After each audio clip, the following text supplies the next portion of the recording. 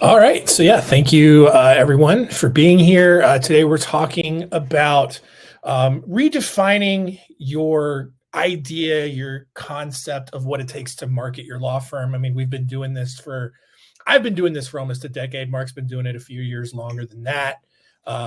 And along the way, there are just a lot of myths and misconceptions that we've seen a lot of law firm owners have about their marketing. And so wanted to take this opportunity to just dispel some of those common themes and ideas that we've heard along the way.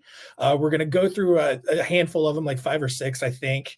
And, along the way, if you have a question, feel free to put that into the chat. We have some Yes. people watching it and monitoring it along the way, so they can respond to your questions in there. We may also respond to them, directly here on this presentation.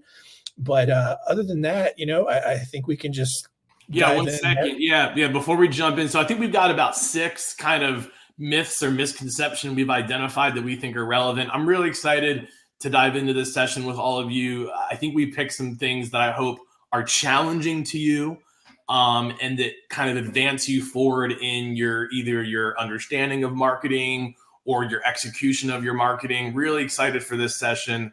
Like John said, do not hesitate to drop your questions or your comments into the chat box. It actually really helps us. It encourages us. It keeps us engaged. And honestly, most importantly, the point of this next hour, 30 minutes to an hour, if we need it, is to give you all value. And so we really do appreciate the engagement there. No pressure, except a little bit that I'll probably give throughout the session. But we love the engagement. So please hit us up there with any questions as we're going. But yeah, I think we've got kind of 6 areas of myths or misconceptions. So with that, I'll let John kind of kick off the first one and tell you guys what it is. And I'm sure we'll both have plenty to say. Yeah. So the first one, SEO being the holy grail of law firm marketing. I'm curious if anyone here in attendance, if you're, put this in the chat, if you actually are currently doing SEO as part of your law firm's marketing strategy. And that could mean, Mark, a couple of different things, right? Like maybe you've retained an SEO vendor. Maybe, you are super, super duper focused on backlinks and, making sure that you have a certain number of keywords in all your posts and all of that. But, if that is a big part of your marketing strategy, let us know, in the chat. But this is one that, you've really built this company around it, and it's this, dispelling this notion that SEO may not necessarily be all it's cracked up to be. Yeah. Well, we got a few people commenting, and look, here's here's the thing. It's not a problem to do SEO or to not do SEO. Like both are actually okay. And this is what I want to talk about for the next couple of minutes. And I really hope that we get everyone's minds racing and you share your thoughts with us. But here's the thing. The myth that we're trying to kind of dispel here is this idea that SEO is this holy grail of law firm marketing that you absolutely must be pursuing. Let's break it down for a second, okay? Some of you may be located in a small town. And admittedly, if you are, then maybe the conversation changes a little bit. But for most law firms, wherever they're located, there's a reasonable amount of law firms that do the same thing. Obviously, in big cities, like we had Chicago on here, we're in Charlotte. That's where we're headquartered, admittedly not as big as Chicago. But even in a place like Charlotte, take something like family law. There are hundreds of other lawyers that do family law. Even if you're in a smaller town than Charlotte, even if there's 50 other law firms that do what you do, just think about this logically for a second. There's only 5 or 6 spots on the first page of Google that really matter. So it's literally not possible for every law firm to be on the first page of Google for their practice area. Like it's just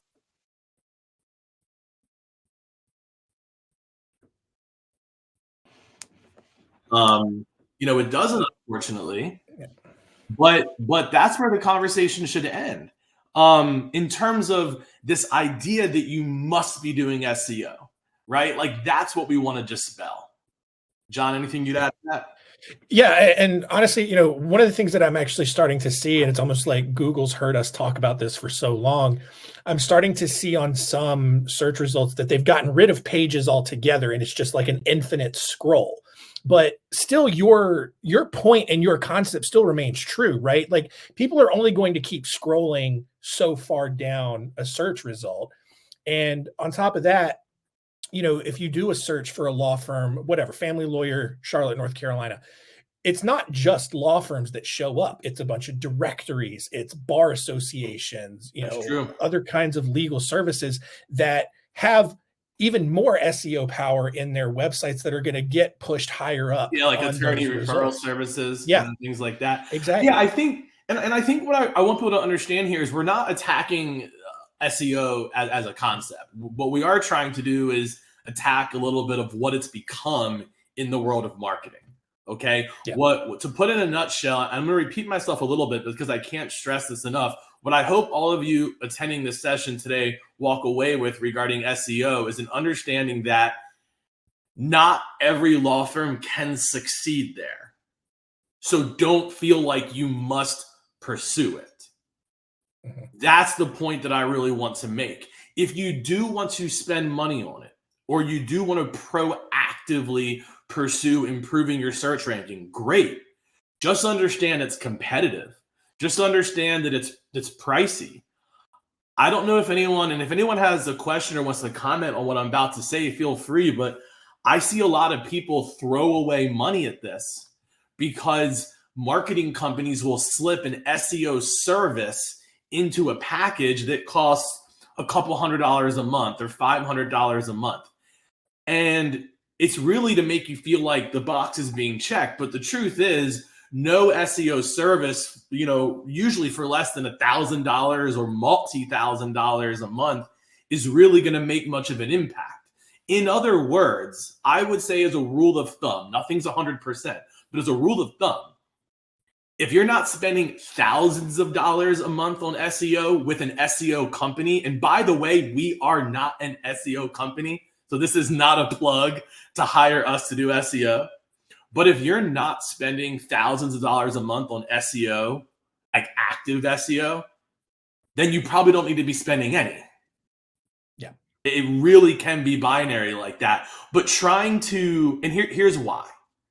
Because even if you do a little bit of SEO and that moves you from page 7 to page 4, who cares?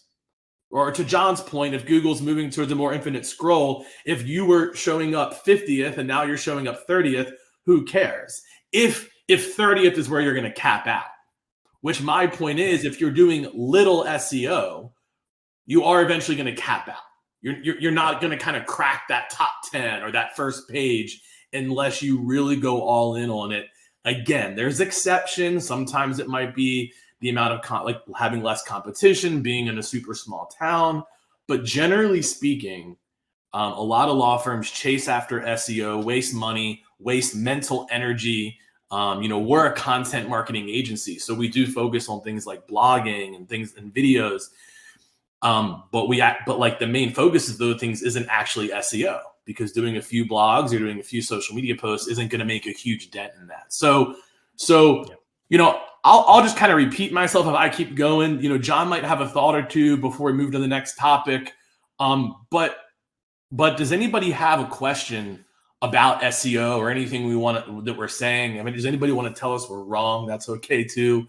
But throw it in the chat. We can always come back to SEO later, but how's everyone feeling about what we've shared so far? Any comments or questions, throw them in the chat before we move on.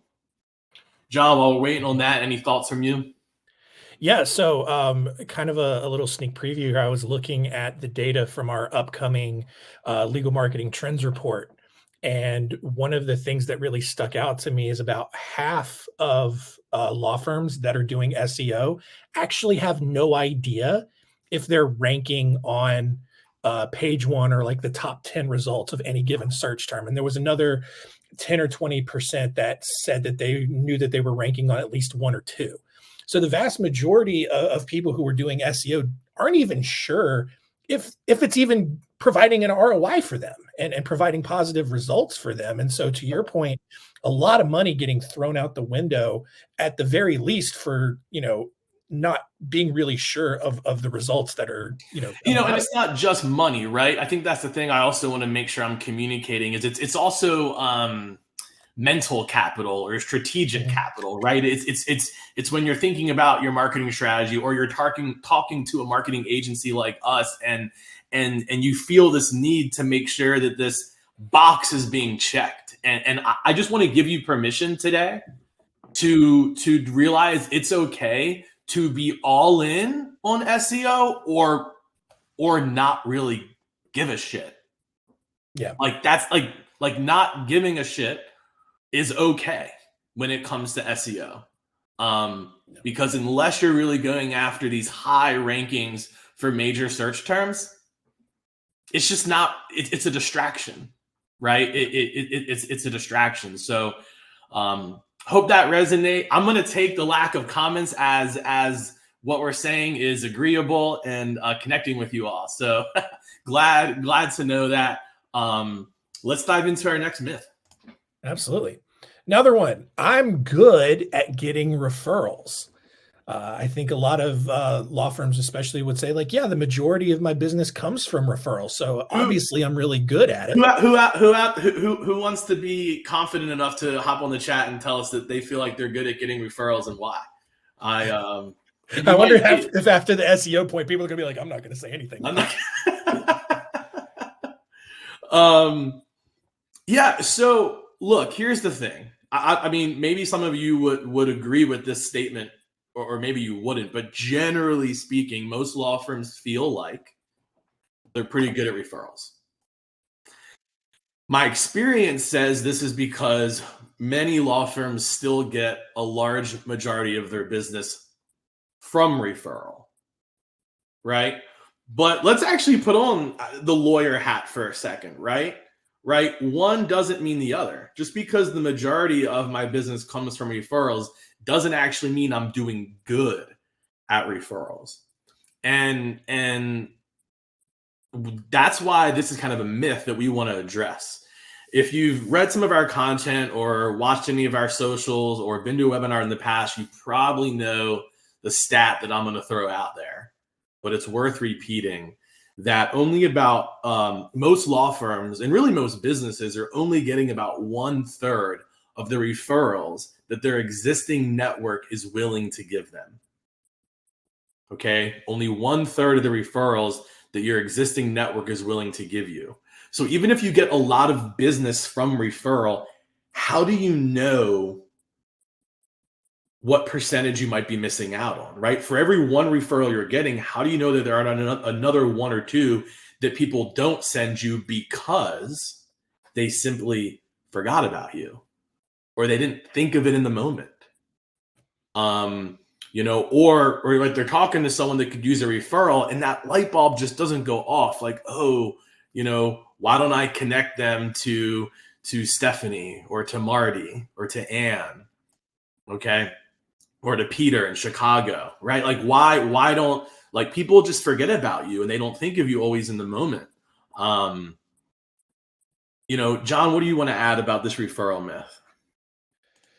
Yeah, I mean, it was kind of to your point, what I always kind of say based on that stat is like, just on how the numbers work out, 80% are of your audience is willing to refer to you, but only about 30 actually do. I think the real number is like 81 and 29 or something like that. I say 80-30 just for simplicity, but based on just those numbers, you could double the number of referrals that you get, just right now, even if 100% of your business already comes from referrals. So then at that point, you really have to question, all right, how much do I really want to grow?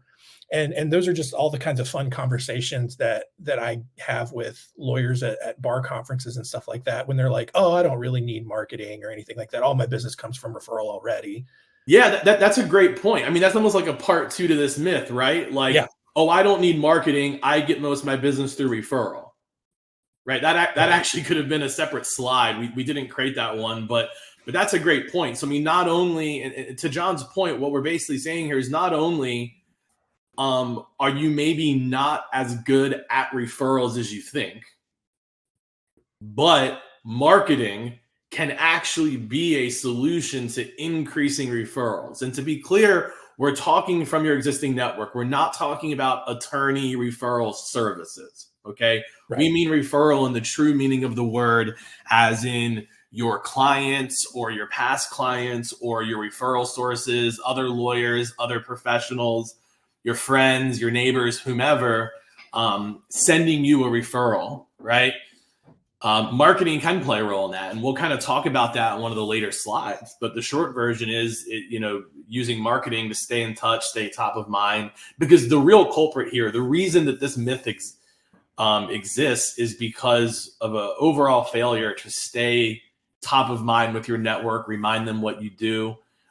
We could do a whole webinar about this, and if you guys tell us that you want it, maybe we will. But if you really start diving into referral data, most times what becomes interesting is that you also probably get a lot of your referrals from just a few referral sources.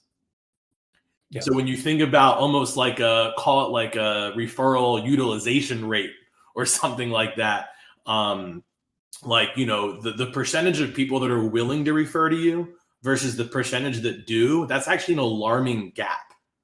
That's actually the origin of that 1/3 number. It's that about,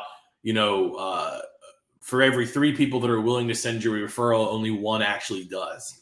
And so we work with law firms across the country. Generally, law firms get a lot of business through referrals, even as they grow. And generally, they feel like that is an indication that they're doing a good job at referrals. So what I really want to challenge you all with today is to ask yourself, wow, what if for every referral I'm getting, there's another 1 or 2 I'm not? Yeah. Go look at your referrals over the last year or 2 and count how many people or businesses sent you those referrals. And when you think about, how big your network actually is, you might go, wow, like there's probably a lot more people or businesses or colleagues that could be referring to me. And so I really want to open your mind to seeing that. We've seen people double their firms just through focusing on referrals, right? Not SEO, not Google ads, not radio, whatever it might be. So, John, do you have anything to add, or do you want to? Yeah, to kind of put a pin on that. Our team was actually talking yesterday. We actually had a client tell us that between 2022 and 2023, they saw like a 450% increase in the number of referrals that they received because they started focusing on that. 2022. They said they only received 33 referrals. In 2023, that number jumped to 192. It's incredible. And it's because they started focusing on their network and started nurturing that network rather than just trying to constantly chase cold leads. That's great. And I think it's important to note that you wouldn't expect that growth to continue because like with the referrals, you're going to eventually plateau to some degree, and that's okay. Yeah. Right?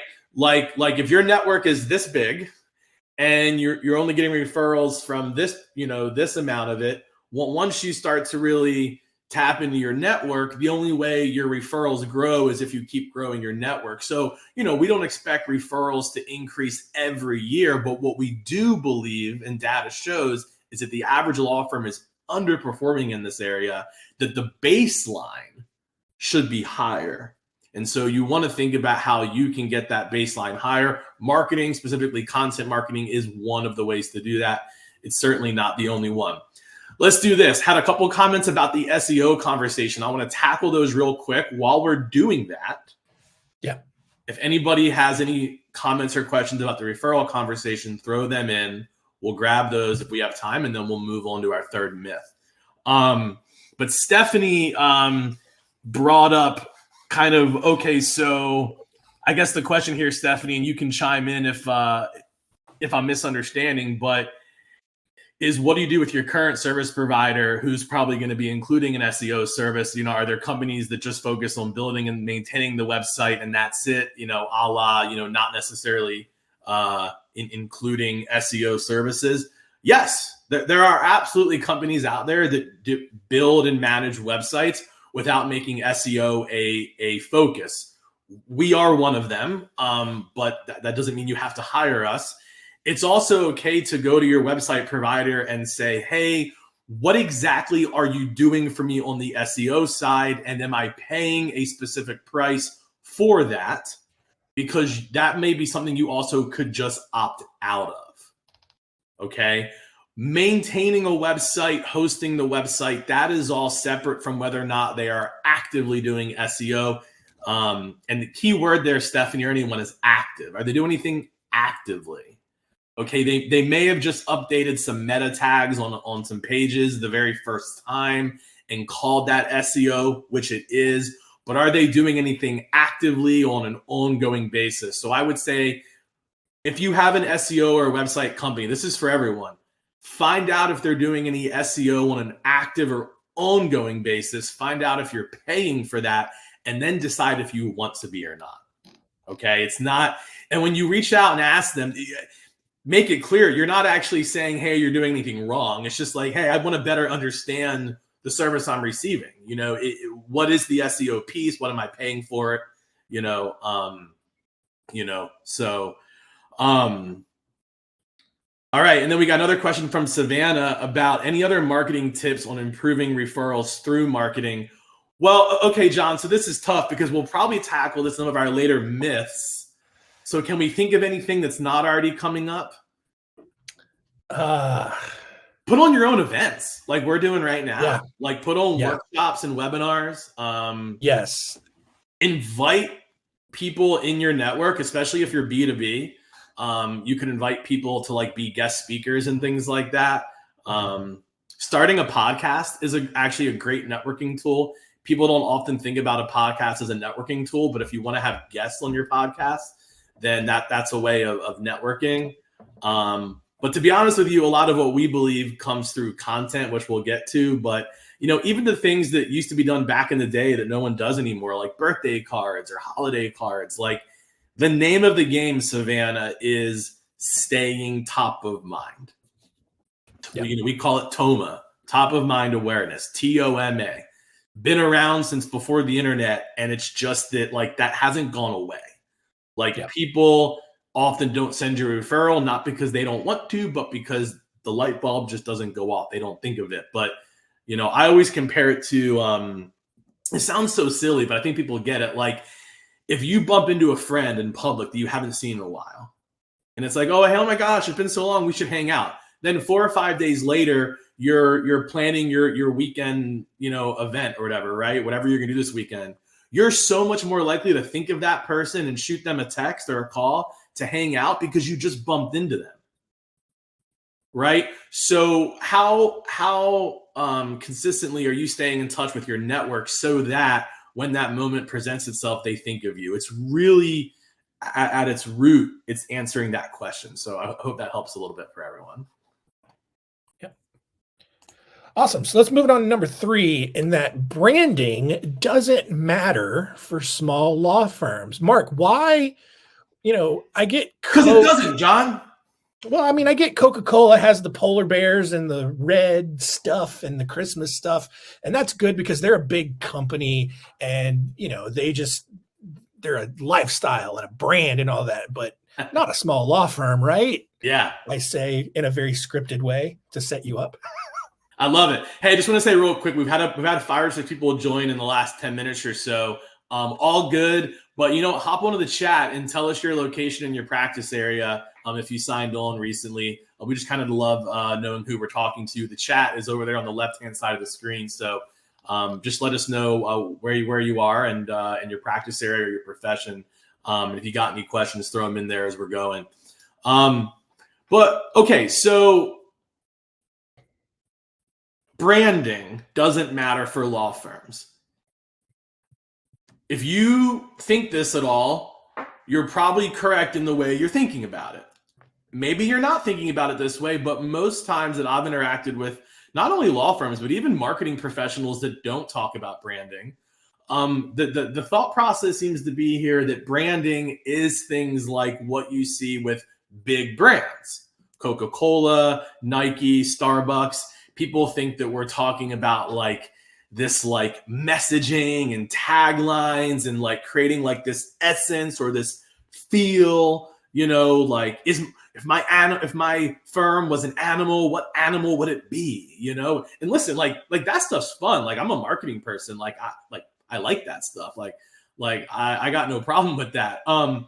But when we're talking about branding for service-based businesses, particularly white collar, such as law firms, I think branding has a slightly different definition.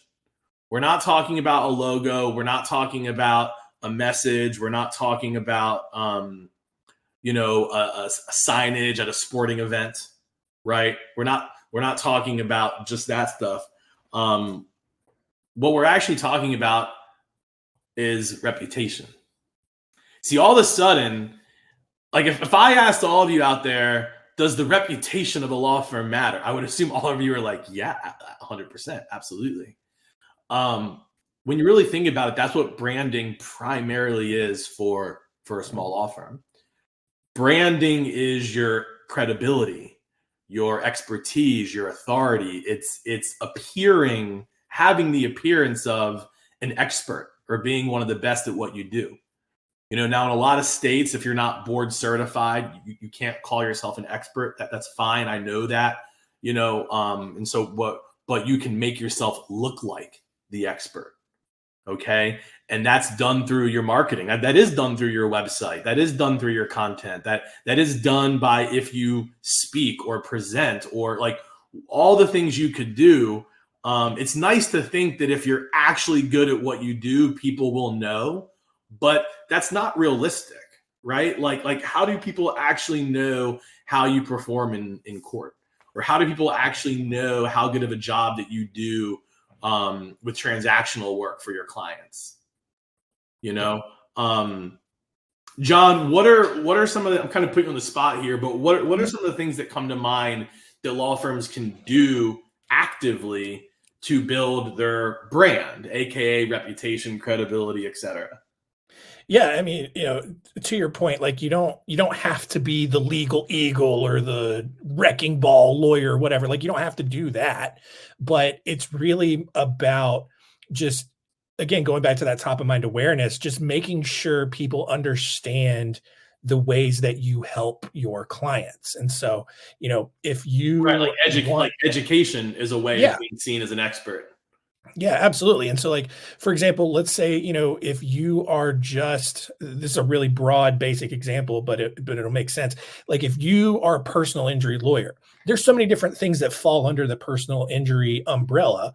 But if you just want to do car accidents and you only help people who have been hurt in car accidents, that's just the content that you put out there. You tell people how to respond once they get into a car accident. You tell people how to report the things, how to report injuries, to what extent do they then need to get lawyers involved, all those types of things, so that people then they start seeing this content on a regular basis and they associate you with that specific area of expertise. That's what that branding means. I agree. I usually use doctors as an example to kind of make this point.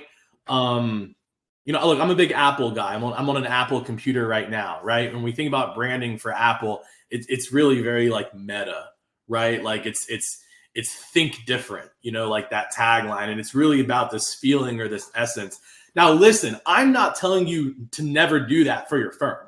Like if you've got something like that, great, like go for it. But I think what people care most about when they're hiring a law firm is trusting that you are very good at what you do, right? Imagine that you were going to see a doctor. Imagine that you needed surgery, right? Like imagine that you needed open heart surgery for a second, right? Like you don't really care like what that doctor's like brand is in the context of like Apple, right? I mean, most likely. What you really care about is like how good are you at doing heart surgeries, right? And the other thing too is I'm going to kind of make a quick plug for also focusing on fewer practice areas. You'd also ideally like that doctor to just do heart surgeries. I mean, ideally, right? Like if I need brain surgery, I'm going to go to the brain surgeon. So I'm not telling you that you have to limit your practice areas, but what I am trying to point out is that branding for a law firm has to do with building credibility, trust, expertise. And you do that when you create content around your practice areas, when you are seen as an educator or an authority. One of the ways you can do that is also by niching down and focusing on just family law, maybe even just divorce, maybe just car accidents. So what you really want to do is look at how your marketing positions you as an expert at what you do. So the myth is that branding doesn't matter for small law firms. And when you really understand what the word branding means for a small law firm or a small business, hopefully that kind of changes the paradigm for you and you recognize, holy cow, yes, it does, right? Because there are so many other law firms that do what I do. There's so much competition. So I need to stand out by being seen as one of the best at what I do. There's an old adage that says the best cases go to the best marketers. That's still mostly true. Okay. So you might be great at what you do, but how can we make your marketing, reflect that? So yeah. If you have any questions about branding, drop them in the comments. We're going to move on to point number 4, but please keep in mind, you don't have to wait for us to finish one of the slides before asking questions. If as we're talking about a topic, something comes up, feel free to drop it in. So if you have any questions about branding, feel free to drop them in, but we are going to move on for now. Awesome. Number 4, I understand the purpose of social media. You do? I do because I work in it every day. But, I think a lot of times lawyers, at least, one side looking at this, I think a lot of times lawyers think that the purpose of social media is to try to get as many likes and comments as possible. And one of the things that I tell you, I think lawyers oftentimes think that they're the exception to the rule when it comes to a lot of marketing things. This is one of those times where I do agree with them that, this is, a lot of other marketing concepts still do apply to law firms in terms of like we've talked about the email marketing, blogging stuff, website stuff. All of that stuff works for law firms just like it can work for a bunch of other industries. But when it comes to social media, your approach and the strategy that makes a successful presence on social media for law firms is going to be somewhat different. And your measures of success are going to look a little bit different than, say, a restaurant or a retail brand, a fashion brand, something like that. I agree. But let's actually zoom out even further. Because what made us put this on the slide was this concept, because the average law firm could go 2 directions with this. Mm-hmm. They could go in the direction of I need it, or they could go in the direction of I don't need it. Yeah. But what we found is that most times, regardless of whether a law firm feels like they need social media or doesn't need social media, that in both cases, the average law firm seems to misunderstand the role that social media plays in their firm. So John was kind of alluding to that, and that's kind of what we want to talk about for a minute or two. But I want everyone out there to kind of play a game with me for a minute. Just try to ignore whether or not you feel like you need social media or don't need social media for your law firm. Okay? Because generally speaking, and you guys can tell me if I'm wrong, but usually most law firms feel like social media is probably a tool that would be meant to get them more clients. And so if you feel like you could get some clients through social media, you feel like, great, I probably could use social media. If you don't feel like you could get clients through social media, then you feel like you don't need social media. Does that resonate with anyone? I'm genuinely curious. And if you want to tell me I'm wrong, tell me I'm wrong. Hop onto the chat and do so. Thank you, Anne. Anne said yes. Okay, well, I'm going to speak to that, Anne. So honestly, maybe a law firm might get some clients from social media every now and then. Like, sure, it happens. I mean, but, I don't, I'm not naive. Like, as the owner of a social media marketing company, people aren't going to social media to look for their lawyer, right? Mostly.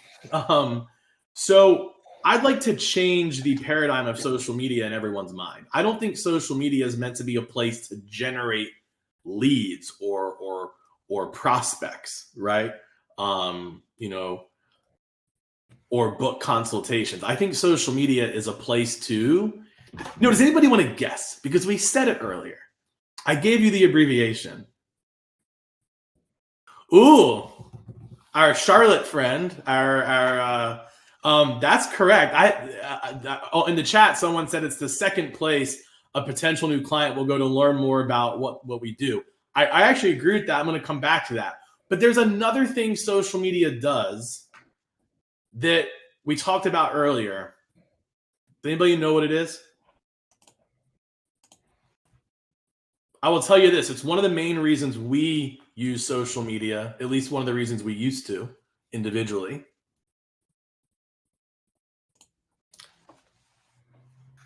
Marty says social media is a platform for content. Social media is fire and content is gasoline. I love that. Marty, do you want to come work with us?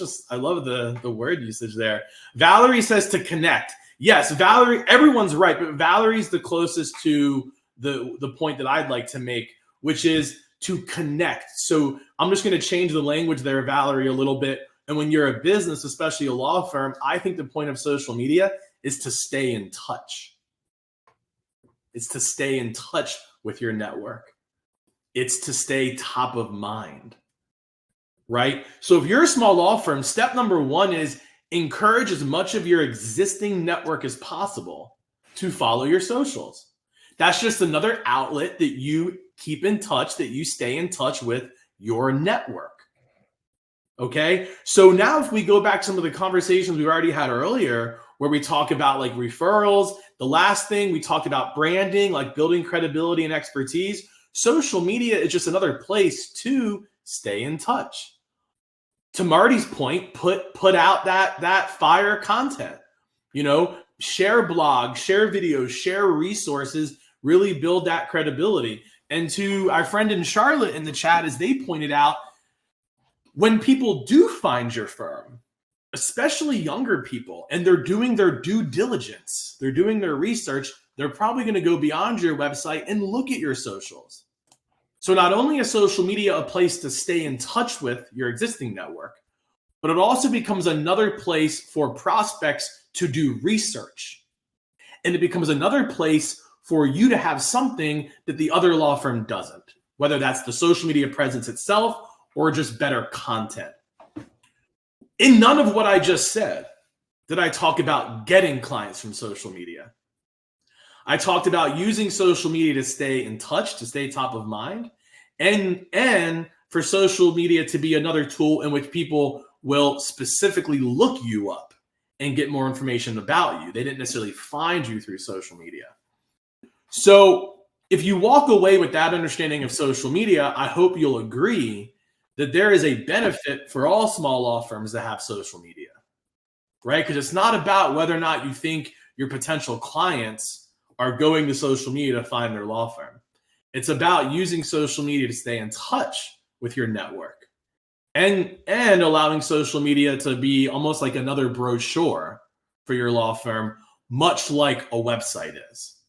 Right. Yeah. I'll leave you guys with this and then, throw any questions in there in the chat and then I'll give John the final word. But I mean, guys and girls, it wasn't, 20 years ago that people actually asked if they needed a website. And it's like, yeah, you do, because it's not just about being found. It's about people also just like looking you up and wanting to get more information about you. I would argue that social media has kind of become a second website. It's another place people go to get more information from you. If you get found through your socials, that's a bonus. That's a cherry on top. But you don't need that as a result to justify having a social media strategy for your firm. John, any final comments or questions? Yeah, to extend on that point, social media is not a replacement for billboards that you may used to purchase. I see a lot of law firms do that where they post kind of the same image and the same call to action like every day or every couple of days, and that's like the only thing that shows up on their timeline. Like, no, your social media and the content that you put out needs to educate, needs to inform your audience, and stay top of mind with that, and give them some things to go and check out and learn about. You know, if you're just posting call our firm, call our firm, call our firm every single post, people are going to tune that out. You can still pepper that in every now and then, but a lot of your content should really just be educational and informative, and really be part of that community inside that social media world. You know, I love that. And honestly, we've been talking internally about maybe doing a social media workshop or boot camp or webinar for a while. So if that interests anyone, please tell us in the chat or bombard us with emails through our website contact form, because you know, a lot of times we're sitting around going, what topic should we do next? So if you all tell us what you want to learn about, we are happy to create that. So we've already got one attendee. Savannah said yes. So we'll see Savannah there. All right. Again, if you have any comments or questions about that or any other topics, drop them there in the chat. We've got 2 more myths to dispel, and then make sure to stay tuned at the end. I think we have something for y'all at the end. And so we'll get there when we get there. But myth number 5, John, take it away. Yeah. A lot of lawyers just constantly believe that they always just need more clients.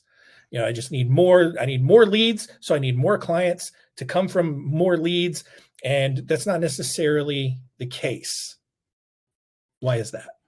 Right. So generally speaking, most of you probably wouldn't be attending a marketing webinar if you weren't like, yeah, like I want more clients. I need more clients. But this may be a myth, or it may not be. It depends on kind of what you mean by it. So let's walk through some examples of what this phrase may mean to you if you're out there. And if the first one doesn't resonate with you, stay with me. Maybe the second or third might, because believe it or not, as simple as it might sound, there's a few different things people mean by this. The first one that often comes up when someone says, I need more clients, is they're actually talking about like through advertising. Like I want more, you know, I want more people to find me on Google, or I want people to, I want to run some ads. Sometimes when people say I need more clients, they're not actually thinking of referrals. And then if I say, like, let's say I'm on a sales call and I say back to them, well, you know, when you say you need more clients, what do you mean? And they say, oh, you know, I want the phone to ring more. I want more people finding me online, et cetera, et cetera. And I come back and say, well, could it be more referrals, right? Like, would that be any different? And you can tell most people haven't even considered getting more clients through increasing their referrals. And usually the response is, well, yeah, of course, that'd be great. I mean, referrals are better than people that find me online or from a billboard or from, you know, a radio ad or whatever it might be, right? So I won't spend too much time on that point. We talked about it back at myth number 2, which was I'm good at getting referrals, right? So if you feel like you need more clients, don't necessarily let that turn into you thinking I need paid marketing. You know, that's really the myth. I need more clients, therefore I need to run Google ads. I need more clients, therefore I need SEO. I need more clients, therefore, you know, I need a billboard, whatever. I need to be on TV, whatever, right? Step 1 is, how are you doing with referrals? How are you doing with staying top of mind? Are you sending an email newsletter? Do you have a social media presence? Are you sending holiday cards? Are you sending birthday cards? Are you putting on your own events? Like, what are you doing to stay connected, stay top of mind, stay engaged with your network? Also building your brand, right? Your reputation, your credibility, because that's a big part of driving referrals as well, when people think you're very good at what you do. So that's myth, you know, part 1 of I need more clients. You know, if anyone resonates with that, you know, tell us in the chat. But the other side of this is, and I'm curious to know, let me actually throw out a question to the whole group. So I'd love to get 5 or 6 answers here. There's more people here, but I'll be satisfied with 5 or 6 answers. If I was to ask you all right now, if you had to pick one, would you rather have more clients or higher paying clients? Which one would you pick? Higher paying can mean just raising your rates and being able to do so. It could mean maybe you have certain types of cases that are worth more, and it could mean getting those. But if you could take your pick, would you rather have higher paying clients in cases, or would you actually rather have more clients? Got a couple answers. I want a few more. I'm not going to concede until I get a few more. I got higher paying, higher paying.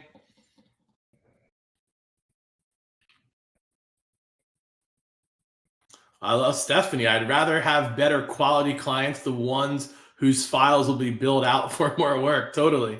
And I love that you brought that up, Stephanie, because there is a third piece of that, which is better clients, right? And that can mean a few different things. There's more clients, there's higher paying clients, and there's also better clients. Higher paying, assuming that means they pay without any issues. Great. Awesome. All of your answers kind of confirm this concept for me, though, of like, if you could pick, you generally would prefer to either be able to charge more or, I didn't ask this, but like I said, higher paying just might mean that, you have three different case types you focus on, and case type number one just tends to be a higher value case type, right? But you take the other case types because, you got to pay the bills, but you'd rather have more of the first. Or it could just mean you feel like you're undercharging and, you really think you're worth this much. So, and we could do a whole nother webinar, honestly. And again, if you guys want it, let us know. We could do a whole nother webinar on strategies around raising your rates or attracting more of the kinds of clients you want. We talk about a lot of those things in pieces. But I hope your answers help you guys realize this myth that you might tell yourself sometimes, right? I want to grow. I need more clients. But that's not the only way to grow, right? Like, that's not like, also ask yourself, well, to Stephanie's point, how could I have better clients, right? Could I maybe honestly be raising my rates? Do I really know that I can't? Am I scared to? I really like doing this type of case, and I honestly get paid more for it. Like, what if I went all in on that? Like, what if I really focused on that? So here's what I will tell you all. Marketing can help drive this in all areas. Okay. The more content you're creating around a specific case type, the more cases you will attract. Going back to myth number 3, I think it was about branding. We talked about how that was really reputation and credibility. The more you market yourself as prestigious, esteemed, accomplished, the less friction you're going to have in raising your rates. Fred, on the last comment you brought up, assuming that means they pay without any issues. Totally. And I'm not saying it's always smooth, but a lot of times when you market yourself as one of the best at what you do, you attract people that want to work with the best and are willing to pay for it. I will tell you guys, this might seem kind of vulnerable to share this, but I pay probably three times the average fee for my therapist. But she owns her practice. She markets herself well. And to be honest with you, when I've met with her, she is the best I've ever worked with. And I'm happily paying 3 times what I probably would pay anyone else because she's really, really great at what she does. So market yourself like you're great at what you do, then deliver that and watch what happens. So you don't always need more clients. Sometimes you might need better clients. You might need higher paying clients. Sometimes you might just even need more referrals. So I hope that resonated with some people and kind of connected with you. And let's jump into our last myth.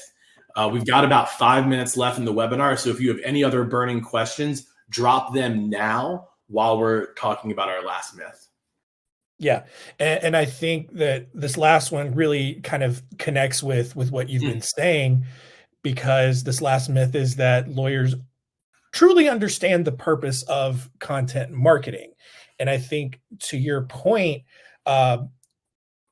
sorry if I'm getting ahead of you here, but I think a lot of what you just said in point number 5 is what a lot of the true purpose behind content marketing actually is. Maybe not what lawyers may believe Yeah. beforehand, where it's like just checking a box, or it's just about getting comments, or it's, maybe trying to get a client on social media, stuff like that. Yep. So real quick, let's define what we mean by content marketing, just so we're all on the same page. We're talking about blogs, social media, videos, email, like email newsletters, even podcasting. Those are all forms of content, right? Written, visual, audible. Okay, those are all forms of content. Like the staples there are going to be blogs, newsletters, social media, video, right? Those are kind of the staples. That's what we're talking about. And if you didn't know, just as a side note, shameless plug, that is what Spotlight Branding does, right? Like we are a content marketing agency and we offer done for you content marketing services. But the reason this is on our slide as a myth is because often the purpose of these things are misunderstood. And we've kind of weaved that throughout our first 5 points. But the reason to do blogging and social media and email and video and these things isn't necessarily for the SEO benefit. It's to stay top of mind and generate referrals. Myth number 2. It's to build your credibility and your expertise. John talked to you guys about on social media how it's important to put out valuable content. Same thing if it's blogs, same thing if it's videos. Do FAQs.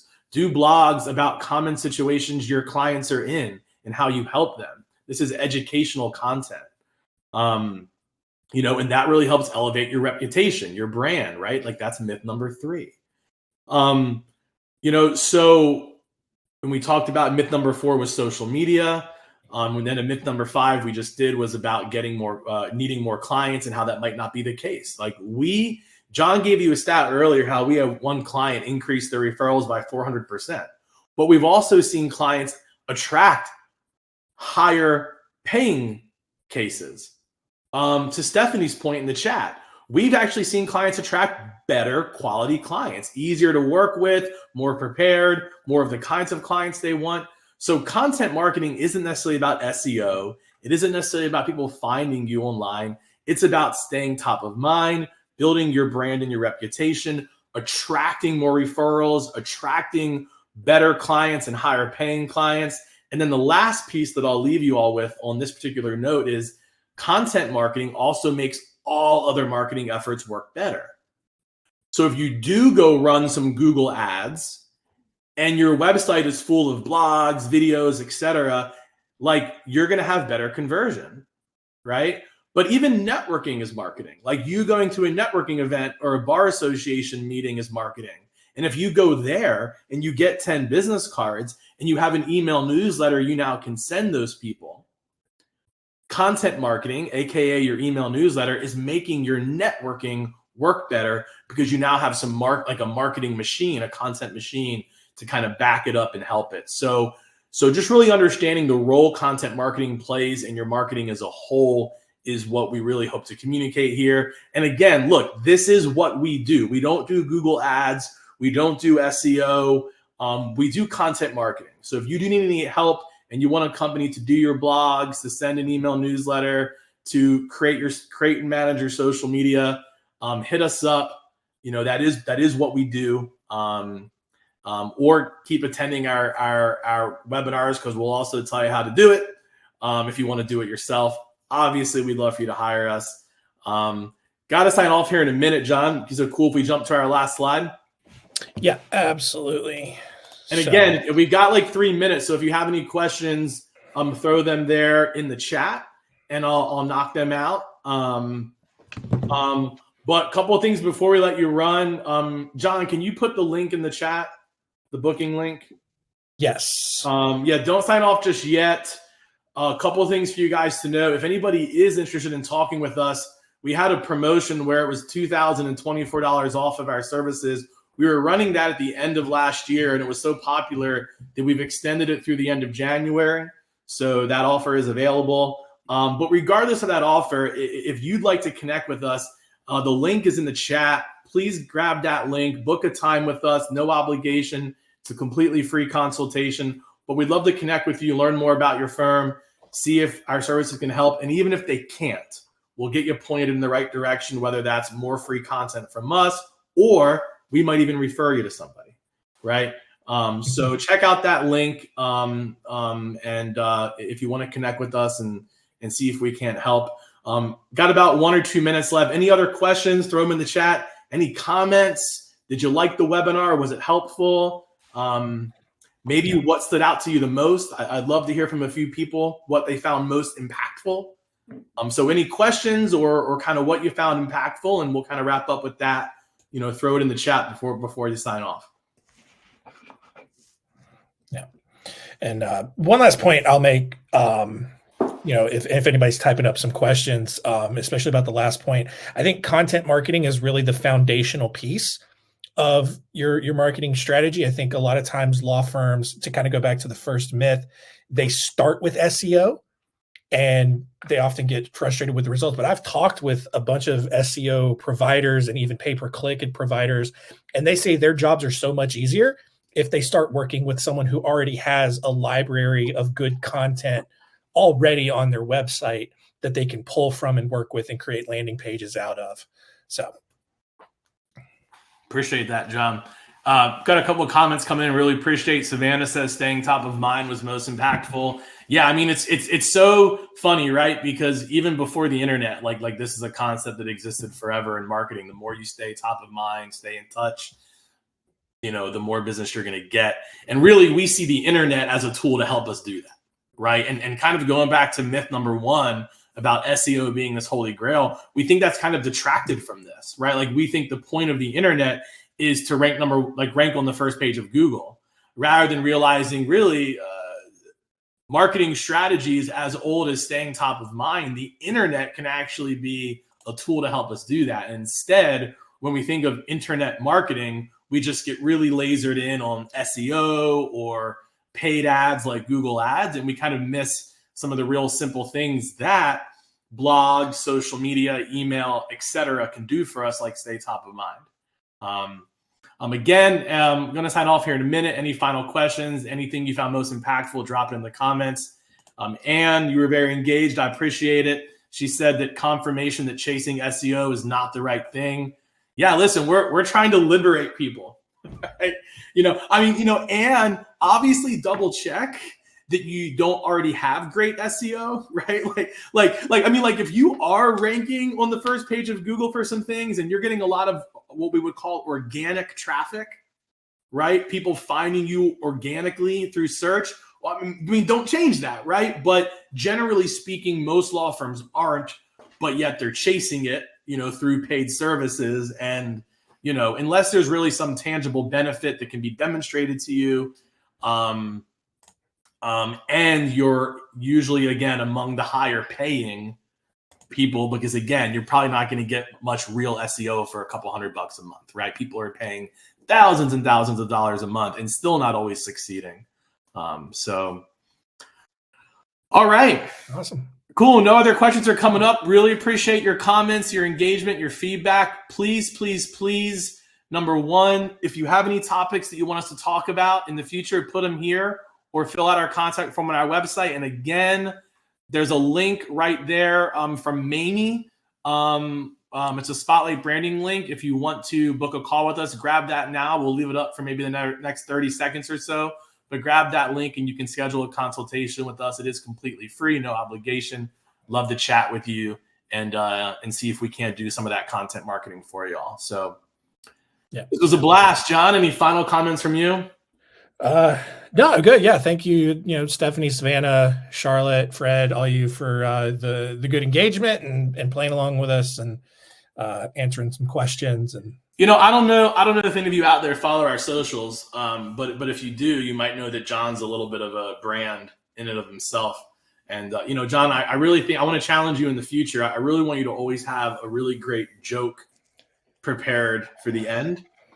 I just feel like that would be the perfect way to sign off. I don't know if you have one for us off the top of your head. I've got somebody agreeing. I don't have not work appropriate. No, that's where I've got to improve.